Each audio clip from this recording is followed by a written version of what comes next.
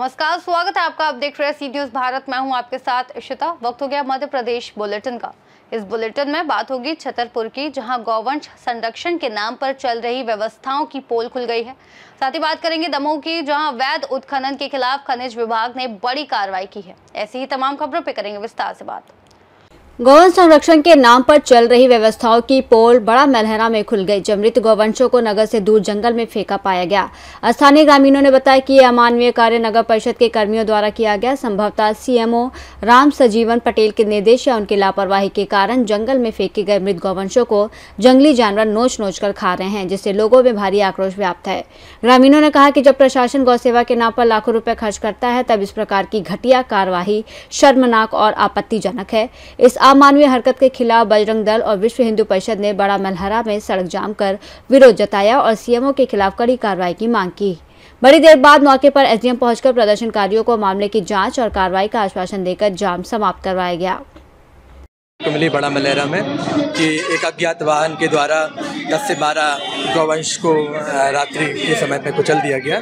उसके संबंध में विश्व हिंदू परिषद और बजरंग दल के द्वारा ये प्रदर्शन किया गया है और प्रशासन इसमें निरंतर काम कर रहा है और जो भी दुर्घटना जो हुई है, जिसने भी करी है, उसके खिलाफ कार्रवाई की जाएगी और जो पशु जो मृत हो गए हैं उनको विधिवत डिस्पोज किया जाएगा।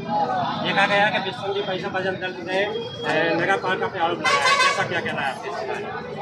जी, ऐसे कुछ आरोप लगाए गए हैं और इनकी विधिवत जांच की जाएगी और आगे से ऐसी कोई भी ऐसी चीज़ ना देखने को मिले, इसके लिए पूरे कदम उठाए जाएंगे। जैसा देखा गया माननीय कलेक्टर आपके द्वारा की आदेश जारी किया गया था कि जो गौवंशों को गौशाला में रखा जाए, उसके बाद देखी जा रही है। जी बिल्कुल, नगर पालिका के द्वारा इसके लिए पहले भी ड्यूटी लगाई भी गई थी और टीम के द्वारा हाका भी जाता है, लेकिन फिर भी ये घटना देखने को मिली जो बहुत दुखद है। इसके लिए आगे और प्रयास किए जाएंगे जिससे आगे कोई भी ऐसी दुर्घटना ना हो पाए।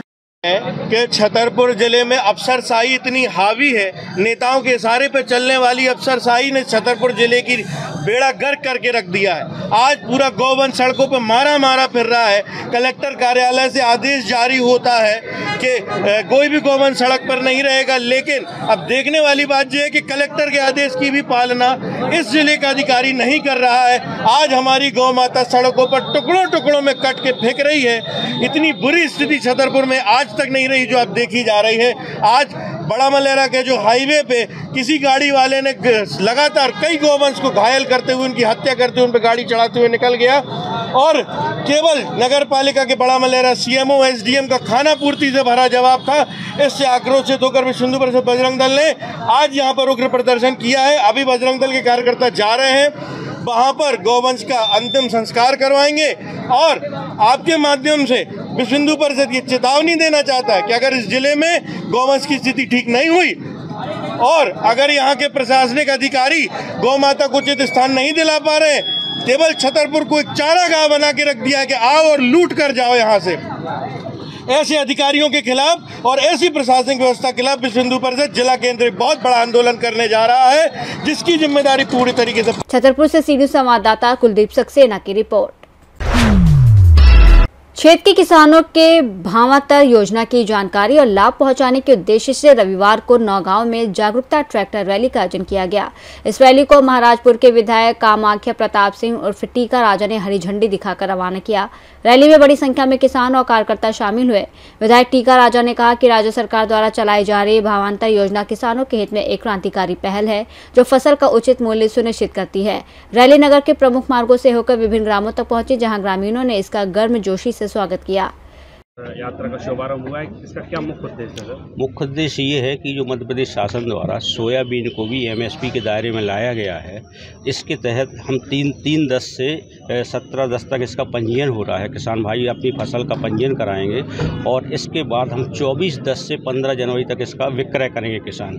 इसके बीच का जो समय रहेगा 1 सप्ताह का, उसमें हमारे पटवारी, राजस्व निरीक्षक और रैंडम रूप से तहसीलदार और मेरे द्वारा स्वतः इसका सत्यापन किया जाएगा और जितने एरिया में फसल की बोनी होगी उसके अनुसार किसानों की फसल ली जाएगी। बढ़ावा देने के लिए किसानों के लिए क्या जागरूकता की जाएगी कृषि विभाग के द्वारा? जागरूकता यही है कि किसानों को एक एमएसपी के दायरे में लाया गया है सोयाबीन को, ताकि उन्हें कम रेट ना मिले। अगर किसी को कम रेट मिलते हैं तो उसकी पूर्ति मध्य प्रदेश शासन द्वारा 5326 जो एमएसपी का रेट नियत किया गया। तक इसको रवाना किया, क्या इसका मुख्य उद्देश्य है? जी, इसका उद्देश्य हम लोगों को लोगों को जागरूक करना है, क्योंकि अभी 3 तारीख से 15 तारीख तक किसानों का रजिस्ट्रेशन होगा मंडियों में। उसके बाद एसडीएम महोदय से वही निवेदन हो रहा था, चर्चा हो रही थी कि आगे का सर्वे जहाँ जहाँ जो दिक्कत आएगी किसानों के माध्यम से, जो सत्यापन होने अधिकारियों के माध्यम से और किसानों के माध्यम से, उसकी रूपरेखा भी अभी हम लोग बैठ के तय करेंगे, जिसमें पारदर्शिता से पूरी सर्वे हो पाए और जो भी किसानों को जो फ़ायदा है, जो मुख्यमंत्री जी चाहते हैं कि किसानों के खाते में डायरेक्ट पहुँचे, जो रेट का फ़र्क में आता है, वो किसानों तक हम लोग उपलब्ध करा पाएँ। सोयाबीन के पंजीयन कैसे हो पाएंगे, क्योंकि अभी सब अधिकतर मूंगफली के पंजीयन हो गए हैं, सोयाबीन की जो उपज है वो कम क्षेत्रों में होती है, तो कैसे बढ़ाया जाए? उसी को देखने के लिए अभी रजिस्ट्रेशन का कार्य चालू है और बाकी सर्वे का कार्य हम जल्द से जल्द करेंगे, क्योंकि जहाँ पे ये दिक्कत आ रही है अपने यहाँ, जैसे मूंगफली की फसल ज़्यादा है, तो कोशिश ये रहेगी कि आगे से हम दूसरी फसलों को भी लेकर सरकार से इस चीज़ का रूपरेखा तैयार करा पाएँ। लेकिन अभी पुनः शुरुआत सोयाबीन के फसल से हुई है, तो उसकी कार्यशैली और कार्य हम लोग जल्द से जल्द एसडीएम महोदय के संग बैठ के, तहसीलदार साहब, हम लोग सब लोग पटवारी महोदय वगैरह चर्चा करके उसको ढंग से सर्वे करा के उसका देखें। किसानों के लिए कोई संदेश आपके द्वारा? किसानों के लिए मेरा यही कहना होगा कि हम सब लोग जो सोयाबीन की खेती कर रहे हैं, सब लोग पुनः जल्द से जल्द अपना रजिस्ट्रेशन करवाएं, कोई रह ना जाए, और किसी भी प्रकार की दिक्कत आ रही हो तो अन्य एसडीएम महोदय से, तहसीलदार महोदय से हम लोगों से संपर्क करें, अपने पटवारियों से अपना रजिस्ट्रेशन जल्द से जल्द करवाएं। छतरपुर से सी न्यूज़ संवाददाता कुलदीप सक्सेना की रिपोर्ट। नगर पंचायत पथरिया में पूर्व अध्यक्ष के 10 वर्षों के कार्यकाल के दौरान कथित अनियमितताओं की जांच के लिए भोपाल से 3 सदस्यीय जांच टीम का आगमन हुआ, जिसने नगर पालिका में हड़कंप मचा दिया। जांच टीम के आने की सूचना पहले से लग जाने पर अधिकारी और कर्मचारी सतर्क हो गए और कुछ को अध्यक्ष कक्ष में फाइलों पर हस्ताक्षर करते भी देखा गया। संचालय नगरीय प्रशासन एवं विकास मध्य प्रदेश के आयुक्त संकेत भोडवे ने पथरिया निवासी प्रीतम पटेल की शिकायत के आधार पर 29 सितंबर को जांच टीम गठित की थी। टीम को 7 दिनों में जांच रिपोर्ट प्रस्तुत करने के निर्देश दिए गए हैं। शिकायत में प्रधानमंत्री आवास योजना, स्वच्छ भारत मिशन, निर्माण कार्यों के विनियमीकरण में अनियमितताओं और भ्रष्टाचार के गंभीर आरोप लगाए गए हैं। जांच समिति में उप संचालक नगरीय प्रशासन हिमांशु भट्ट को अध्यक्ष बनाया गया है, जबकि लेखाधिकारी अरुणेश पचौरी और सहायक मंत्री जे.के. जैन सदस्य हैं। शुक्रवार टीम पथरिया पहुंची और प्रभारी सीएमओ ऋतु पुरोहित से जांच संबंधित फाइलें मांगी। शिकायतकर्ता प्रीतम पटेल को भी बयान के लिए बुलाया गया, लेकिन अधिकृत पत्र न मिलने की वजह से उन्होंने बयान देने से इनकार कर दिया। जांच के दौरान पूर्व अध्यक्ष लक्ष्मण सिंह और पूर्व सीएमओ बालकिशन पटेल को अध्यक्ष कक्ष में फाइलें निपटाते देखा गया। वर्तमान नगर पालिका अध्यक्ष विश्वकर्मा भाजपा से हैं, जबकि अधिकांश पार्षद कांग्रेस के हैं। जांच समिति प्रमुख हिमांशु भट्ट ने बताया कि आयुक्त के निर्देशानुसार जांच जारी है और रिपोर्ट जल्द ही प्रस्तुत की जाएगी। समिति सर किस विषय को लेकर थी? ये कुछ शिकायतों की जांच की गई थी राज्य स्तर पे, तो राज्य शासन की तरफ से जांच समिति गठित की गई है। सर, ये प्रधानमंत्री आवास योजना के संबंध में शिकायतों की जांच में क्या पाया है? अभी तो शिकायतों के संबंधी जांच प्रारंभ की गई है। जब जांच कंक्लूड होगी उसके बाद उसमें तथ्यों का पता चल सकेगा। सर, ये जांच रिपोर्ट कब तक आ पाएगी? कोई समय सीमा तय है क्या? अभी हम लोग पहले इसका अध्ययन करेंगे, इस जांच रिपोर्ट का कौन कौन से डॉक्यूमेंट मिलते हैं, क्या मिलते हैं, तो कुछ जगह का फिजिकली वेरिफिकेशन भी करना है। उसके पश्चात हम लोग शासन को जब संभव होगा जांच रिपोर्ट प्रस्तुत करेंगे। सर, कुछ आरोप हैं कि यहाँ से कुछ फाइलें मिसिंग हैं। अभी तक तो हम लोगों को जितनी फाइलें मांगेंगी वो सब उपलब्ध हो पा रही है। सर, ये बस स्टैंड की दुकानों का क्या मसला है? बस स्टैंड की दुकानों के संबंध में शिकायत का एक हिस्सा है और उसकी भी अभी जांच की जाएगी। शुभ नाम क्या लिखते हो? हिमांशु। हाँ प्रीतम जी, क्या शिकायत है नगर पंचायत के अनियमितताओं को लेकर आपके? नगर परिषद में शुरू से अनियमितताएं रही हैं। इन्हीं अनियमितताओं के जब एविडेंस प्राप्त हुए तो उनकी शिकायतों की एक मंच बना करके भोपाल में एसीएस साहब संजय द्विवेदी साहब के सामने हमने शिकायत प्रस्तुत की थी।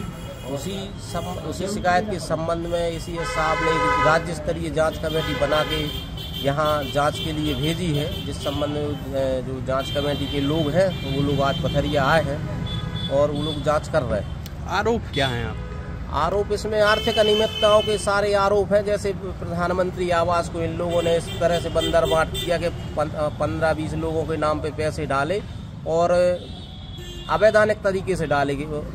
शहर में टोटल 2300 हितग्राही है।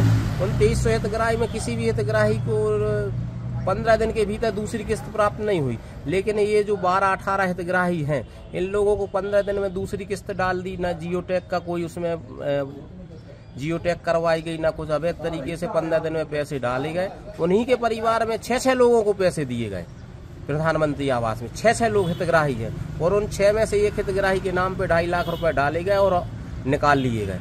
और आज तक वो 6वें हितग्राही का मकान नहीं बना है और उसमें कुछ भी करके इन लोगों ने दूसरे यहाँ की फोटो खिंचवा के। दमोह से सी न्यूज संवाददाता संतोष मोदी की रिपोर्ट।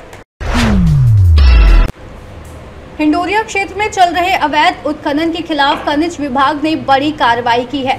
इस कार्रवाई में एक जेसीबी और 9 ट्रैक्टर ट्रॉली जब्त की गई है। खनिज विभाग के उप संचालक फरहद जहां ने बताया कि उन्हें शिकायत मिली थी कि हिंडोरिया में अवैध उत्खनन किया जा रहा है। शिकायत के आधार पर छापामार कार्रवाई की गई और अवैध वाहनों को जब्त कर हिंडोरिया में सुपुर्द कर दिया गया है। अब इन वाहनों के मालिकों के खिलाफ खनिज नियमों के तहत कानूनी कार्रवाई की जाएगी। हालांकि अभी यह स्पष्ट नहीं हो पाया है कि ये वाहन किसके हैं। वहीं दमोह जिले के कई अन्य इलाकों में भी अवैध उत्खनन जारी है। रातों रात बड़ी मशीनों से खुदाई हो रही है और डंपर व ट्रैक्टर से अवैध सामग्री ढोकर मोटी रकम कमाई जा रही है। अब ये देखना बाकी है कि प्रशासन अब इस पर कब और कैसे बड़ी कार्रवाई करता है। हिंडोरिया में जो कार्रवाई की गई है खनिज विभाग, कैसी क्या कार्रवाई है? हिंडोरिया में हमें कंप्लेंट मिली थी कि वहाँ पे मुरुम का अवैध उत्खनन किया जा रहा है, तो एक जेसीबी और 9 ट्रैक्टरों को जब्त किया गया। उसमें खनिज नियमों के तहत कार्रवाई की जा रही है।